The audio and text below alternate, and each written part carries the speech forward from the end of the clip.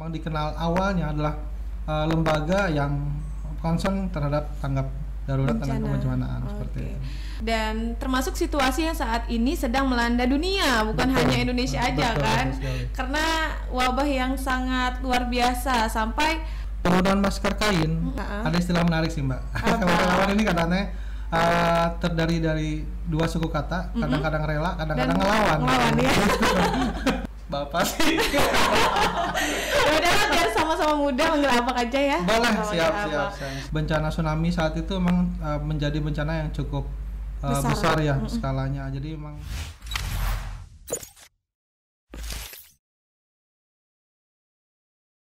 Hai, terima kasih untuk kalian yang tetap stay di 99 Project. Nah, untuk membantu program pemerintah, jangan lupa untuk tetap stay di rumah. Dan untuk kalian yang tetap ingin pergi keluar rumah dengan keadaan darurat, jangan lupa menggunakan masker.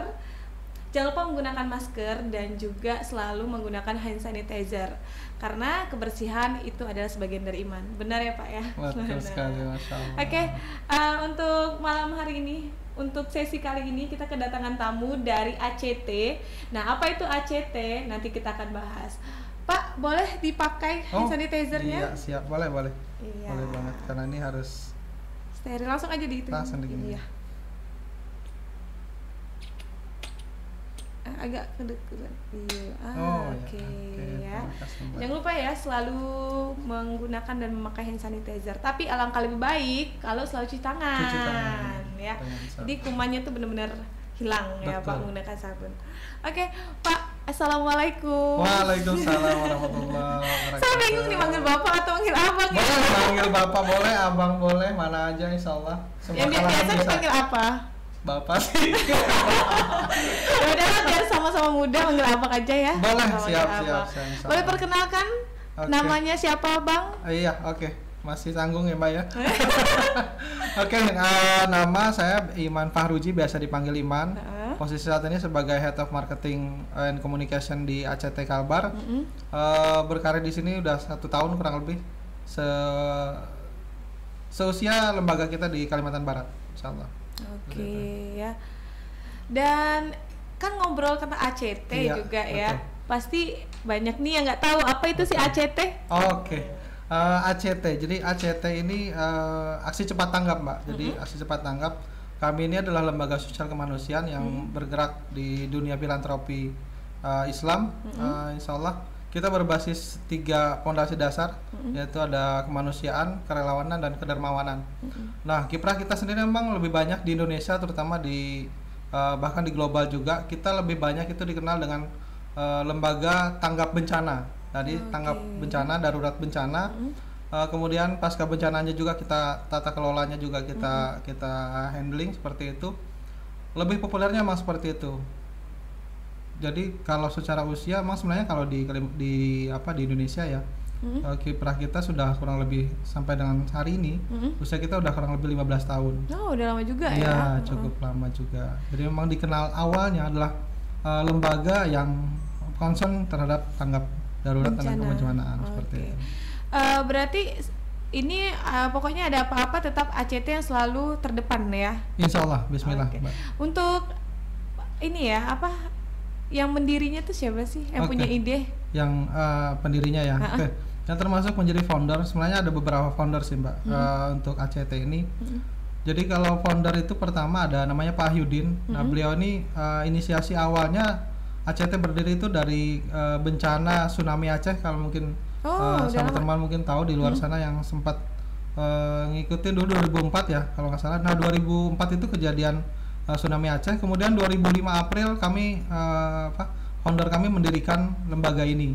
Nah, sebagai lembaga tanggap bencana kedaruratan saat itu, karena memang bencana tsunami saat itu memang menjadi bencana yang cukup besar ya skalanya. Jadi memang memerlukan banyak perhatian dari semua stakeholder. Nah, termasuk saat itu diinisiasi ACT berdiri di April 2005. Oh, berarti sebenarnya dari awal mulai itu dari bencana tsunami Aceh. Setelah Aceh 2004. 1 tahunnya kemudian mendirikan ACT. Betul. Seperti itu. Berapa bulan, Mbak? Baru kurang lebih 4 bulan berjalan. Karena dari Desember 2004 ke April 2005. Oh, berarti sampai udah sekian lama ini udah berapa orang relawannya, Pak? Oke, kalau jumlah relawan ya, kalau jumlah relawan terlibat sekarang mungkin sudah ratusan ribu relawan ya, tersebar di kurang lebih 50 cabang di Indonesia maupun di dunia.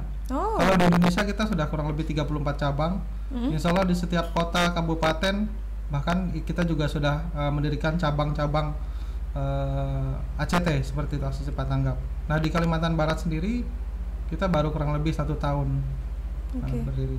Berarti ACT ini nih setiap provinsi ada ya, Bang? Insya Allah setiap provinsi ada.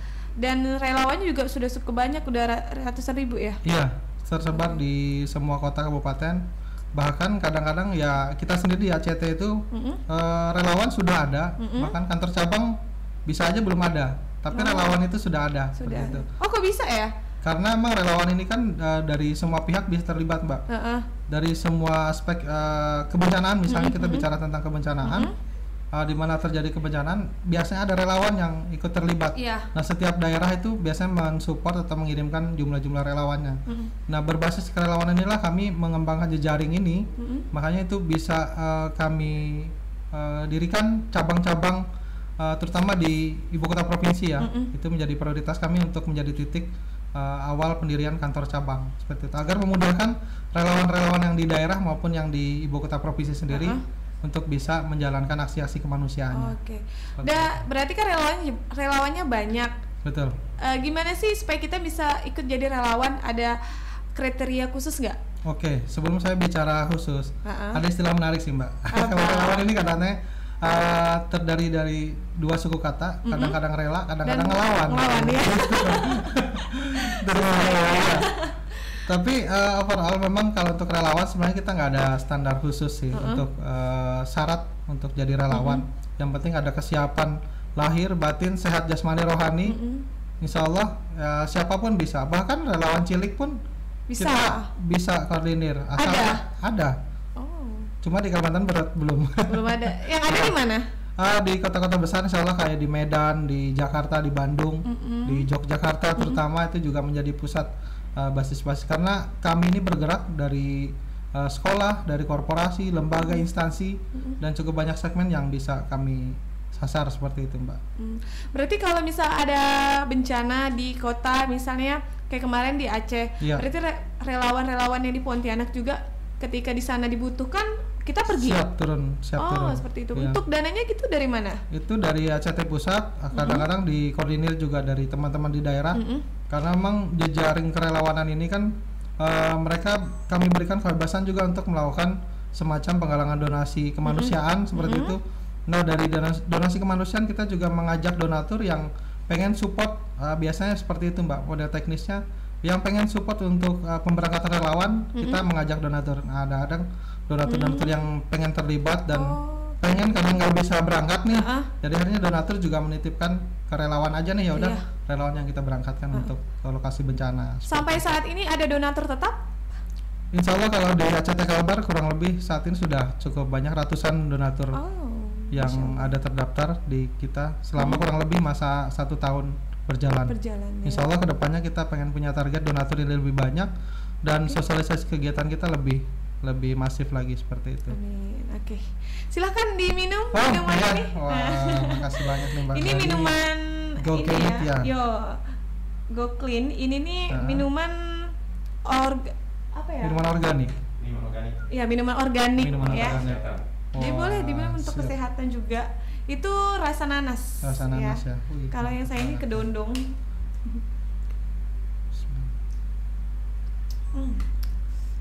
Agak segar ya, karena kalau dalam kondisi seperti ini nih kita harus memang banyak mengkonsumsi buah-buahan nih ya, Bang. Betul. Dan juga sayur-sayuran.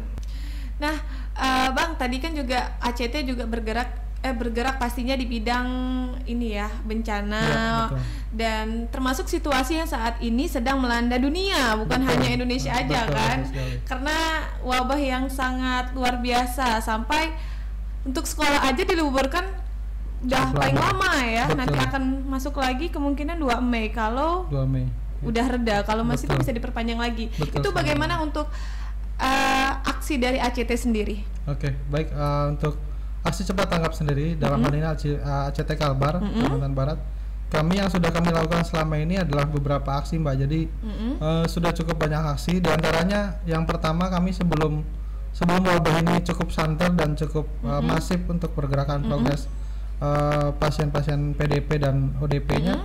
Kami sebelumnya sudah melakukan sosialisasi ke sekolah. Di antaranya adalah sekolah Quran Rumah Tahfiz Imam Syafi'i yang ada tersebar di beberapa titik di Kota Pontianak.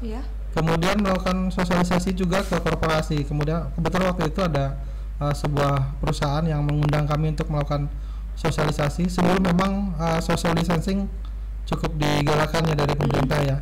Nah, saat itu masih diperbolehkan.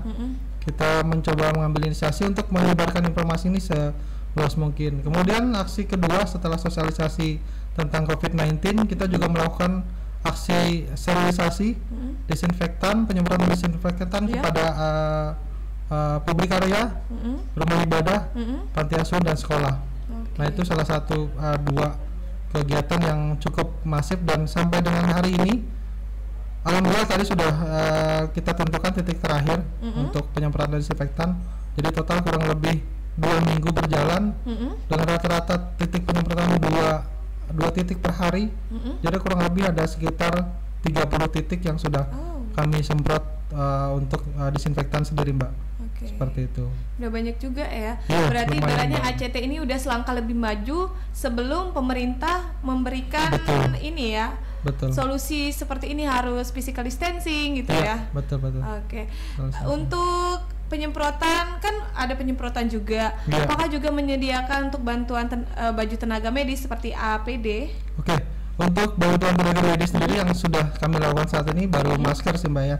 Jadi baru sebatas di masker. Untuk APD sendiri, kemudian beberapa yang kayak hand sanitizer itu memang masih belum. Tapi kedepannya kami sudah punya plan. Dalam beberapa hari ke depan kita akan distribusikan ke rumah sakit rujukan.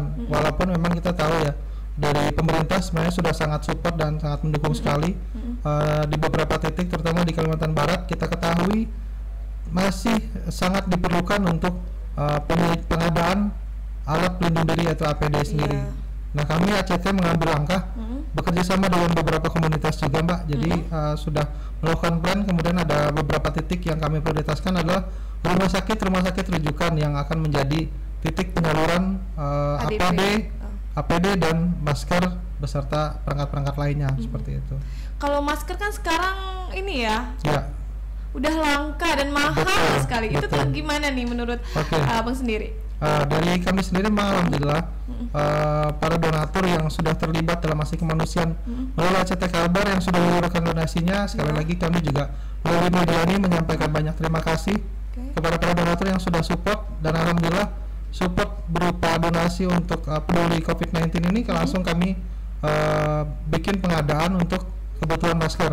Nah, karena kebutuhan masker ini kami juga tergabung di beberapa mitra. Alhamdulillah dari mitra-mitra inilah yang mendukung untuk pengadaan masker ini, dan insya Allah dalam beberapa hari ke depan selain APD juga kita akan penuhi untuk kebutuhan masker, terutama masker yang standar seperti masker N95 ataupun masker medis atau masker bedah seperti itu. Nah, kalau ngobrolkan soal masker dulu ya nih Bang ya, masker kan ini banyak sekali jenisnya dan juga ini langka. Jadi kita sebagai orang awam mengambil langkah yang instan seperti menggunakan masker kain. Itu apakah masker kain itu aman dipakai nggak sih? Dari beberapa literatur yang kami ikuti perkembangannya, salah satunya kemarin dari media massa Ukraina yang kami baca ya, dan kami ikuti perkembangannya juga, itu menyarankan memang sebenarnya penggunaan masker kain, overall masker apapun ya. Sebenarnya kenapa harus masker kain? Karena memang masker medis ini sudah sangat terbatas sekali. Dan apa yang kami punya saat ini dari beberapa donatur ini yang akan kami distribusikan, kami juga akan fokuskan ke tenaga-tenaga medis.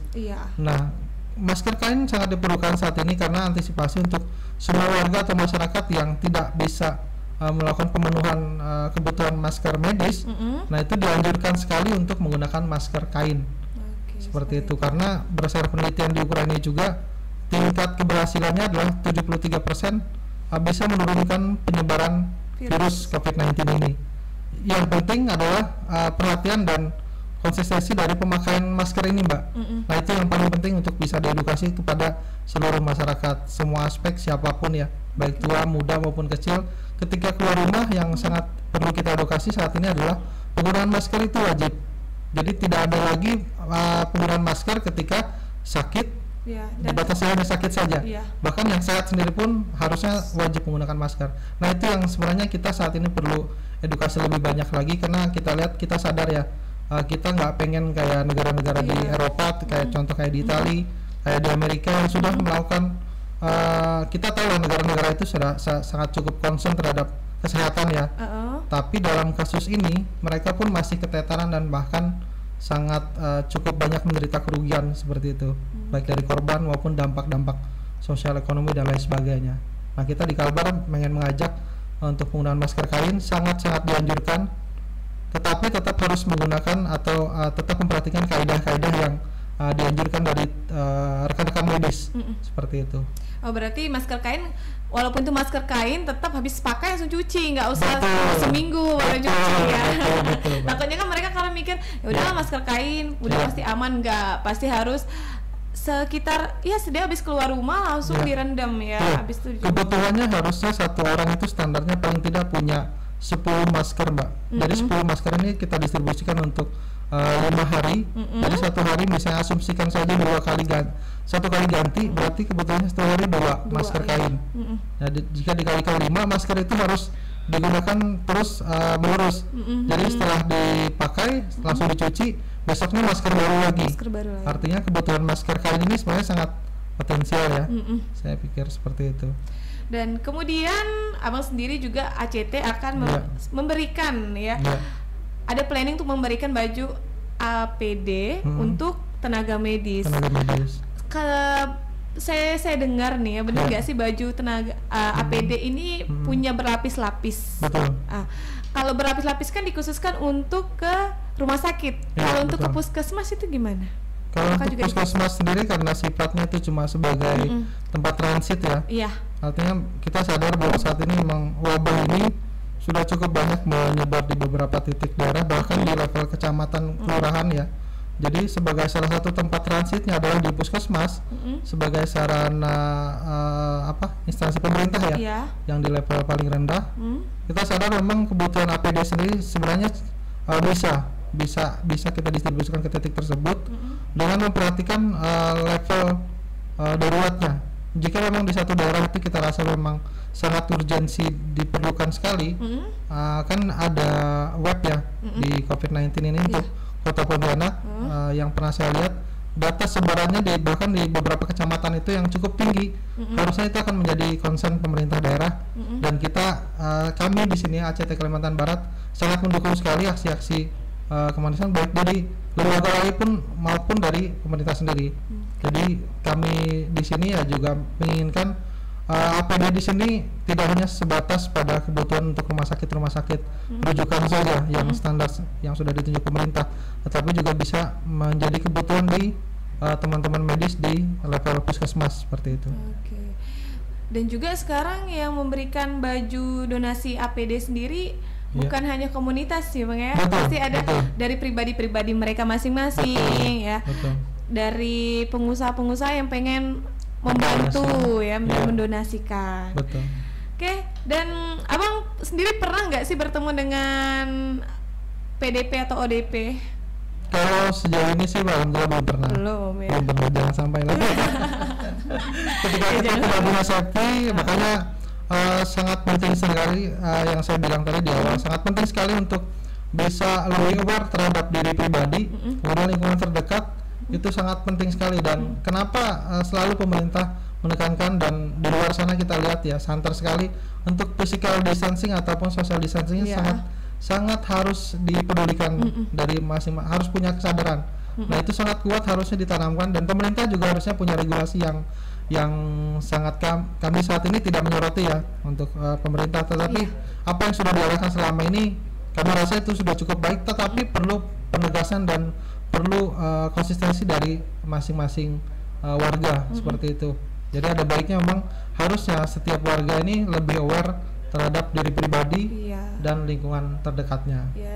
seperti itu. Bisa dilihat juga ya, menurut saya sendiri sih kayaknya kurang ketat juga ya, karena masih disuruh di rumah aja masih keliaran ya di jalan. Terus sendiri pasti pas arah ke sini juga masih ramai kan, kayak nggak ada apa-apa kayak gitu. Jadi menurut abang sendiri apa sih yang harus dilakukan dari ini ya, dari pemerintah? Kita singgung pemerintah sedikit aja nih.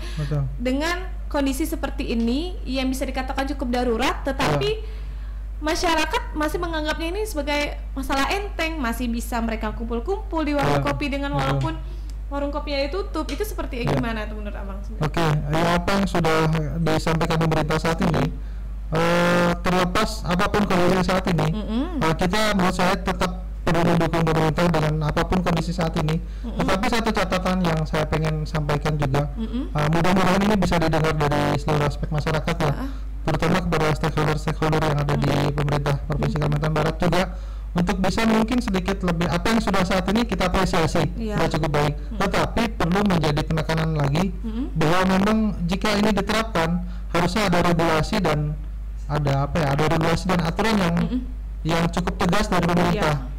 Yang sudah dilakukan dari rekan-rekan dari Polresta maupun Polda Kalimantan Barat melakukan survei di beberapa tempat di beberapa titik, itu sudah cukup rutin dilakukan. Tetapi ada baiknya mungkin sedikit memberikan tekanan yang yuk mari kita ajak sama-sama nih, mungkin dengan bahasa edukasi yang lebih baik, mungkin dengan ajakan yang semua pihak ini sama-sama satu suara, dan tidak ada suara-suara yang seudah lah misalnya di luar sana seperti itu. Oke, Bang, masih berlanjut lagi mengenai wabah COVID-19 ini dan aksi-aksi cepat tanggap dari ACT ini. Tadi kan ACT juga memberikan bantuan yang akan nanti diberikan tenaga medis, yaitu APD, masker, dan kebutuhan-kebutuhan medis lainnya. Selain itu ada nggak sih rencana kerja lainnya? Oke, kedepannya memang ACT selain tadi ya Mbak ya, untuk pengadaan APD dan masker tadi yang memang saat ini masih sangat dibutuhkan untuk teman-teman medis sebagai garda terdepan untuk penanggulangan COVID-19 ini, kami juga akan melakukan beberapa program kedepannya. Ada namanya program OPG Mbak. Apa itu? OPG ini adalah operasi pangan gratis. Nah, operasi pangan gratis ini terdiri dari kurang lebih ada 3 subsegmen. Operasi beras gratis, kemudian sembako juga, kemudian yang ketiga adalah operasi makan gratis, pemberian makan gratis kepada saudara-saudara kita yang terdampak COVID-19, baik itu dari rekan-rekan ojek online yang kami prioritaskan, di mana kita sadar bahwa teman-teman dari ojek online saat ini masih sangat bergantung dengan keadaannya. Jadi artinya tidak adanya COVID-19, mereka tetap akan turun karena kebutuhan itu tetap jalan terus. Nah, itu sasaran utamanya. Kemudian ada juga mungkin kaum duafa atau yang masyarakat yang terdampak sekali terhadap COVID-19 ini, seperti itu. Jadi ada kurang lebih gitu. Oh, berarti ACT juga memberikan beberapa bantuan seperti beras, sembako sama kemudian makan gratis. Kalau untuk sembako nih ya, sama beras itu kan apakah itu juga bekerja sama dengan pemerintah atau enggak? Saat ini karena kami lembaga independen, otomatis semua pengelolaan ini kami kelola secara independen. Pemerintah kami saat ini paling bisa berkoordinasi itu dengan pihak TNI Mbak. Jadi karena di 4 April kemarin 2020 di ACT Pusat kita sudah melakukan koordinasi dengan Mabes TNI untuk pelaksanaan launching operasi beras gratis. Nah, itu di pusat. Nah, di Kalbar sendiri kami sudah melakukan koordinasi tadi pagi dengan pihak Kodam 12 Tanjung Pura untuk bisa membackup kegiatan ini. Mudah-mudahan nanti kedepannya ini bisa memberikan manfaat untuk saudara-saudara kita yang terdampak COVID-19.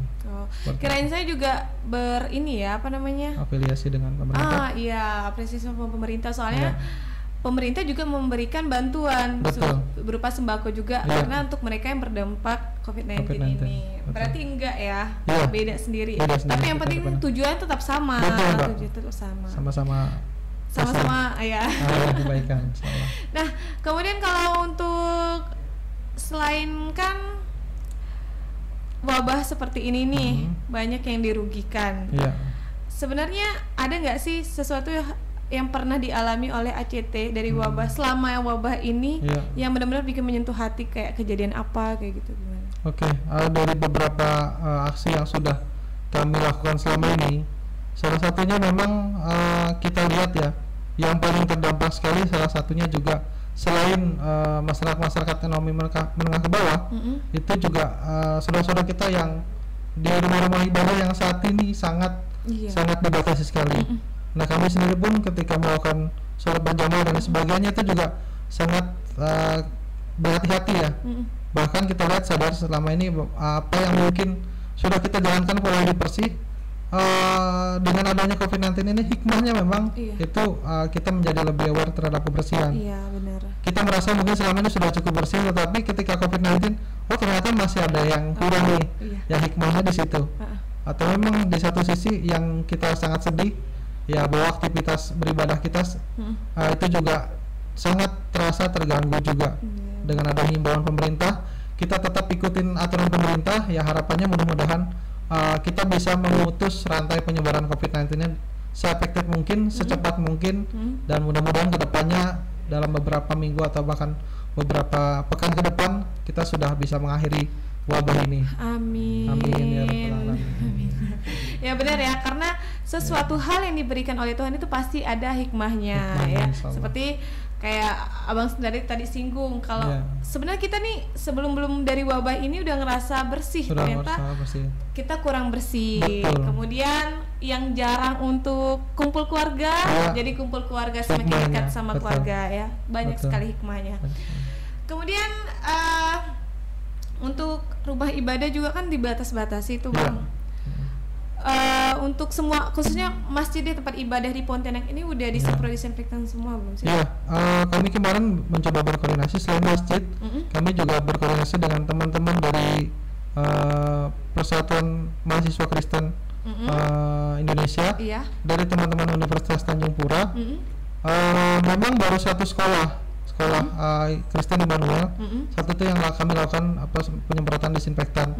Nah di beberapa gereja sebenarnya kita pengen, cuma kemarin karena sudah dilakukan penyemprotan disinfektan dari pemerintah kota dan lembaga-lembaga lain, akhirnya kami juga mengalihkan concern ini ke publik area. Jadi kami tidak membatasi hanya rumah ibadah tertentu, artinya dalam hal ini cuma masjid, tetapi juga rumah-rumah ibadah yang lain. Nah cuma memang karena sudah ada kegiatan yang sudah dilakukan dari teman-teman lain, relawan-relawan yang lain, ya ini kita mengalihkan concern ke yang lebih urgent seperti itu. Kalau untuk di daerah dari tim-tim relawan udah ada yang menuju ke sana untuk memberikan untuk penyemprotan disinfektan belum? Kalau di daerah saat ini memang masih belum. Concern kami memang saat ini masih di Pontianak, Mbak ya, di Pontianak Kota terutama. Kalau untuk di daerah sendiri kita saat ini memang masih mengarahkan kewaspadaan teman-teman relawan sendiri untuk menghandle kasus-kasus yang ada di daerah masing-masing. Ya kita sadar memang di daerah juga menjadi, terutama di daerah perbatasan ya, itu juga menjadi pintu akses masuk dari luar negeri. Seperti itu, baik secara legal maupun ilegal ya, kita bicara seperti itu. Ya sedikit lebih waspada saja, walaupun memang kita tidak berharap ini akan lebih banyak ya. Cuma kewaspadaan tetap harus kita jaga bersama seperti itu. Ada ini enggak sih? Ada rencana untuk relawan yang harus berangkat ke sana untuk memberikan ya penyiraman disinfektan gitu. Soalnya kan di daerah khusus itu lebih banyak PDP dan PDP. Betul. Itu kayak gimana tuh? Rencana memang kalau untuk saat ini masih terbatas di APD Mbak ya, pengadaan APD di beberapa titik. Mungkin nanti akan ada 3 titik termasuk dalam kota ya. Jadi ada Singkawang, Rumah Sakit Abdul Aziz, kemudian di Sambas juga. Kenapa di Sambas? Walaupun di Sambas bukan hanya di rumah sakit rujukan, tapi juga itu kan pintu akses masuk dari perbatasan ya. Kemudian nanti akan ada di Sintang, Rumah Sakit Enjun. Nah itu juga akan menjadi kecamatan. Satu lagi sebenarnya yang di Ketapang. Nah cuma kalau di Ketapang ini kita saat ini akses masih belum ada perwakilan relawan yang bisa benar-benar concern ke sana. Insya Allah kemungkinan yang bisa paling cepat nanti ke depannya itu mungkin Sintang sama Singkawang.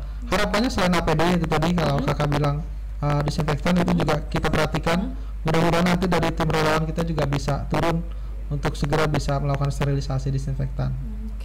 Betul. Nah, karena relawan ini kan bekerja dengan sukarela dan harus memberikan yang benar-benar terbaik lah untuk masyarakat nih ya.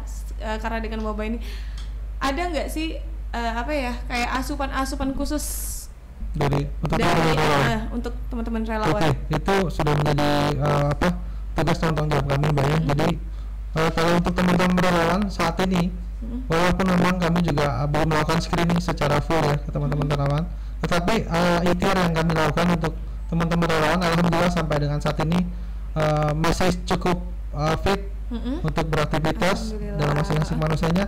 Kami support biasanya vitamin ataupun susu steril, kemudian ada juga mungkin asupan buah yang itu lebih kami utamakan di saat-saat seperti ini.